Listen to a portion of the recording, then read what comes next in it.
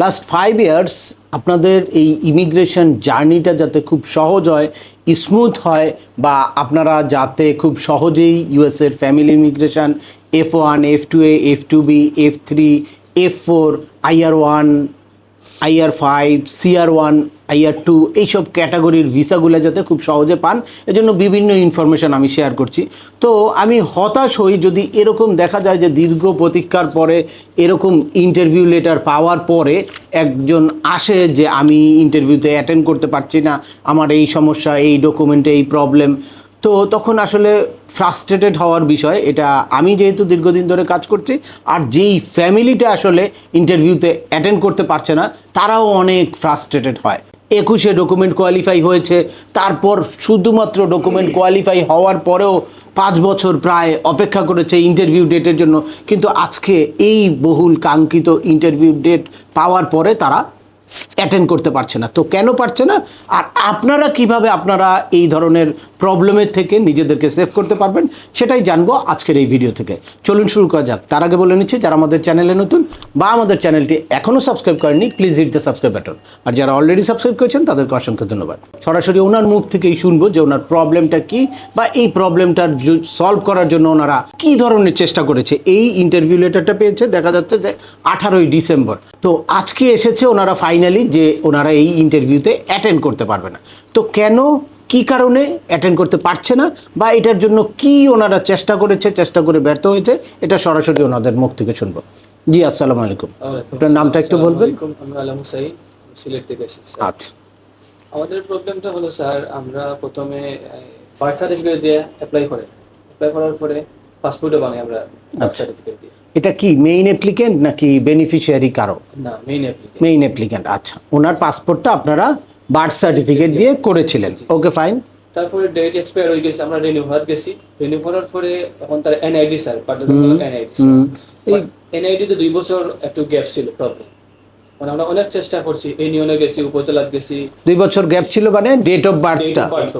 আচ্ছা, বার্থ সার্টিফিকেটের date of birth আর এনআইডি ডেট অফ বার্থটা আলাদা ছিল, ওকে ফাইন। আমাদের খাবিন ঠিক আছে, আমাদের আম্মুর খাবিন ঠিক আছে, বার্থ সার্টিফিকেট ঠিক আছে, এরপর পাসপোর্ট ঠিক আছে, আর এনআইডি কার্ডের সমস্যা। আচ্ছা, এনআইডি সমস্যা থাকার কারণে আমরা ইউনিয়নে গেছি, উপজেলাত গেছি। আমরা এনআইডি সলভ না করলে তো আপনারা নতুন আর পাসপোর্ট করতে পারছেন না, আর নতুন পাসপোর্ট না করলে আপনারা ইন্টারভিউ দিতে পারছেন না। আমরা 28 তারিখ ডেট পাওয়ার পর অনেক চেষ্টা করছি, উপজেলাত গেছি, নির্বাচন কমিশনার গেছি, সিলেট গেছি, প্রধান নির্বাচন কমিশনার, তারা আমরা কোনো সাড়া দিই না, ডিসি অফিসে। তারপরে লাস্ট আমরা কমিশনার কাছে গেছি।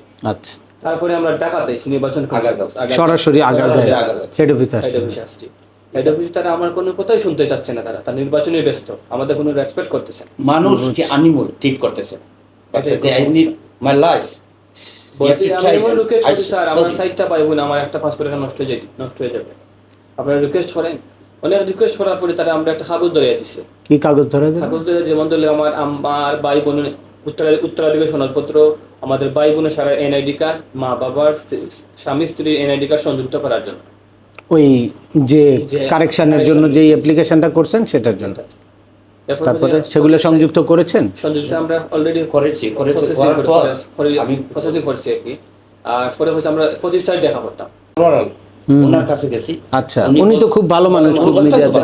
হ্যাঁ, আই প্রসিড দেন। আচ্ছা, ফাইন। উনি বললাম, স্যার আপনার মাধ্যমে যদি আমার একটু সহযোগিতা হয়, আমার প্রবলেমটা আপনি বুঝায় বলছেন যে এখানে আমার ইউএস এর ফ্যামিলি, আপনি সিলেটের ডিসি, বাট আমার কথা কেউ শুনবে না, আইনে শুনবে না, প্রশাসনে শুনবে না, তখন আপনি আমাকে একটু সহযোগিতা করেন। উনি বলছে আপনি উপশহর যান, এই কমিশনার অফিস। আচ্ছা, তো বললাম, স্যার আপনার সাথে আসার জন্য, দেখা করার লাগে 5-6 জন ঠেলাই আসতেছি, ওরা আটকাইয়া দেয়। আমি বললাম, স্যার আমি ডিসি অফিসের সাথে যাইতাম, তা আপনার সাথে কথা হইয়া একটু সুযোগ দেন আপনি। তো উনি কোনো রেফার করে দিছে বা কোনো কিছু বলছে? মানে আপনি জাস্ট যান, গিয়া বলবেন আমি ডিসির অফিস থেকে আসছি। আচ্ছা, তো কমিশনার অফিসে গেছি, ওখানে প্রথম দারোয়ান, তৃতীয় দারোয়ান, ওরা ঢুকতে দেয় না। তৃতীয় দারোয়ানে বলছে মানে আমাকে ঢুকতে দেব না। বলছে, স্যার আমি ডিসির অফিস থেকে আসছি, কাইন্ডলি আমাকে একটু সহযোগিতা করেন ওর সাথে। উনি আমার বলছে, ভাই এখানে তো আপনি আসছেন, এখানে খাস কোনো কিছু নাই, ওইটা তো সার্ভার বন্ধ হইয়া গেছে, আপনি ঢাকায় আগরগাঁও 741 নম্বর রুমে যান। আচ্ছা, ওখানে আসলাম। এখানে আসার পর দেখা যায় আমি কথা কি শুন বসে, আমি কোনো কাজ হয় নাই, মানে সিলেট না পারতেই মানে ঢাকাতে আসছে। ওকে ওকে, ফাইনালি তারপরে উনি কি বললো? উনি বললো মানে 25 তারিখে আসে, দেখা যাবে কি হয় কিনা। বললাম স্যার 25 তারিখে আসে, আর আমার না তো আসলে সব শেষ হয়ে যায়। বাট আপনি যদি কোনো ধরনের আমি কি করবো, আমার কোনো কিছু করার নাই। ইমিগ্রেশনে কোনো ধরনের সহযোগিতা করতে পারেন, একটু টাইম বাড়িয়ে দিতে পারেন, বলবো আমরা আগের গাঁওতে গেছিলাম, ওরা বলছে মানে আমরা পাসপোর্ট দিতে পারছি না, ওদের কাছ থেকে আপনি একটু সময় নেন। এই কি আমি তোমাদের আমি তো আমার কাজ নিয়ে গেছি। তো একজন মানুষের কাছে গেলে একটা দ্যাটস মিন আপনারা হিউজ একটা সাফার করেছেন এই ডকুমেন্টটা কারেকশন করার জন্য, বাট এই টাইমের মধ্যে কিছুতেই আপনাদের পসিবল হয় নাই। তো আজকের ভিডিওটা করার উদ্দেশ্য হচ্ছে যে ওনাদের এই সাফারিংসের থেকে আপনারা একটু যদি শিক্ষা গ্রহণ করেন বা আপনারা যদি সচেতন হন, সতর্ক হন, তাহলে আপনারা যে কোনো সময় আপনাদের ইন্টারভিউ লেটার আসলে আপনারা প্রপারলি আপনাদের ইন্টারভিউতে অ্যাটেন্ড করতে পারবেন। দ্যাটস ওয়াই ইন্টারভিউর আগেই আপনাদের সকল ডকুমেন্ট দেখতে হবে যে আপনার সাথে ম্যাচিং করা আছে কিনা। প্রত্যেকটা ডকুমেন্টের সাথে নাম, date of birth, father's name, mother's name, এগুলো সব কিছু ঠিক আছে কিনা। যদি কোনো জায়গায় কোনো প্রবলেম থাকে, মিসম্যাচ থাকে, তাহলে ইন্টারভিউ লেটার আসার আগেই আপনারা এই জিনিসগুলো নিয়ে যদি সক্রিয় হন, তাহলে হয়তো আপনারা নির্দিষ্ট সময়ে ইন্টারভিউ লেটার পাওয়ার পরে আপনারা খুব সহজেই ইন্টারভিউ ডেট দিয়ে ভিসা নিতে পারবেন। এই ফ্যামিলির মতো এই হতাশায় আপনাদের ভুগতে হবে না। আর এরকম অনেক ফ্যামিলি আছে যাদের চাইল্ডের এইজ আউট হওয়ার সম্ভাবনা আছে। ওনাদের যেমন 5টা ফ্যামিলি মেম্বার, 4 জন চাইল্ড আছে নাকি? 4 জন চাইল্ড আছে, যার মধ্যে সবচেয়ে বড় জনের এইজ কত? 21 টাচ করতেছে, নিয়ার অ্যাবাউট 21।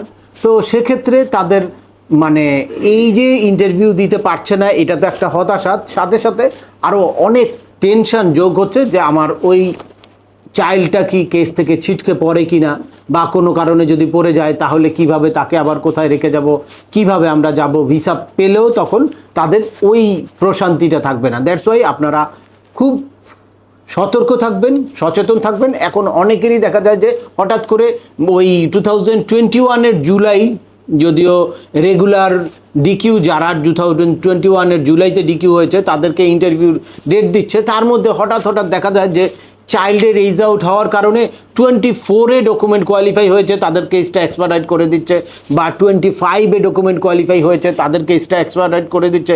তো সুতরাং এক্সপার্টাইড করা মানে খুব দ্রুত আপনার ইন্টারভিউ ডেটটা চলে আসবে। তখন যদি আপনার এই ধরনের কোনো প্রবলেম থাকে, তাহলে আপনিও কিন্তু এই ফ্যামিলির মতো হতাশায় বা বিড়ম্বনায় পড়বেন। দ্যাটস ওয়াই আপনারা এখন থেকেই আপনাদের সকল ডকুমেন্ট আপডেটেড রাখেন, এবং যাতে যে কোনো সময় ইন্টারভিউ লেটার আসলেই আপনারা সঠিকভাবে ইন্টারভিউতে অ্যাটেন্ড করতে পারেন। আর একটা কথা বলবো যে এই ট্রাম্পের আমলে আপনাদের বাড়তি কিছু সতর্কতা অবশ্যই নিতে হবে।